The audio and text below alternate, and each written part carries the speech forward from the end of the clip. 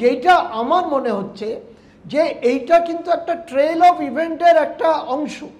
কারণ কাশ্মীরের যে ডাক্তার জঙ্গি ধরা পড়েছিল তাকে মানে যে জঙ্গির সঙ্গে যোগাযোগকারী তার সঙ্গে ইন্টারোগেট করে ফরিদাবাদে 2800 কিলোগ্রামের মতো এক্সপ্লোসিভ পেল এবং আরও অন্যান্য অস্ত্রশস্ত্র পেল, এবং সেইখান থেকে হয়তো একটি ছুট করে যে অন্য জায়গায় যেখানে ছিল সেই মিলিটেন্টরা সেটাকে জিনিসটাকে একদম সরাচ্ছিল, একদম এখানে কোনো ওদের ব্লাস্ট করার উদ্দেশ্য ছিল, হয়তো ওরা এটাকে শিফট করে আরেকটু নিরাপদ জায়গায় নিয়ে যাচ্ছে।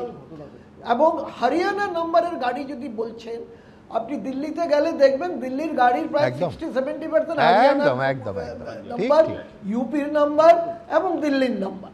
হরিয়ানাতে রেজিস্ট্রেশন কস্ট কম, সেজন্য সবাই হরিয়ানাতে তৈরি করে, সেটা ইস্যু না।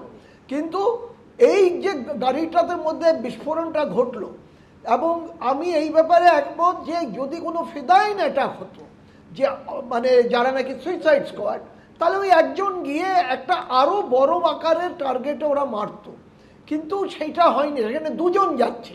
আমার মনে হয় এটা ট্রান্সশিপমেন্ট হচ্ছিল, কোনো কারণে অ্যাক্সিডেন্টালি এটা তো হয়ে গেছে, কিন্তু তবুও এটা বিরাট লজ্জাকর।